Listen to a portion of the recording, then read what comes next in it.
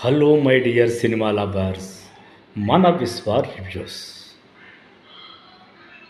ఇంతకుముందు షాట్లో స్వాతి కిరణం గురించి చెప్పాను కదా. అందులో మరో ప్రధాన సన్నివేశం, ఒక విధంగా పాటలోనే సన్నివేశాన్ని కూర్చడం కె విశ్వనాథ్ స్పెషాలిటీ. మమ్మూటి ఈర్ష్య అసూయలతో ఒక్కసారిగా బయటపడి మంజునాథ్ను కొట్టిన తర్వాత రాధిక పాత్ర దిగాలుగా కూర్చునుంటే అక్కడికొచ్చి అంతకు మించినటువంటి బాధలో ఉన్న మంజునాథ్ పాట అందుకుంటాడు. ఆ పాటే జాలిగా చూడకు జాబిలమ్మ రేయి రేయంతా అనే.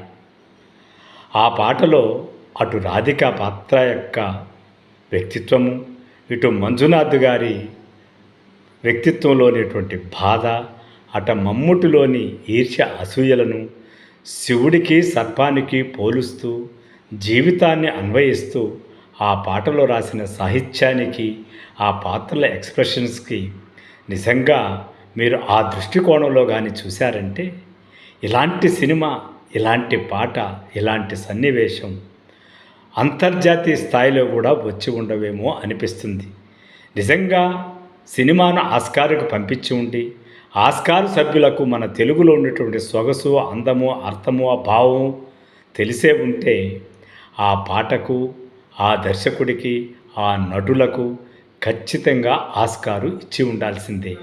అంత గొప్ప సన్నివేశము, అంత గొప్ప పాట, అంత గొప్ప అర్థవంతమైనటువంటి చిత్రీకరణ. నభూతో నభవిష్యతి.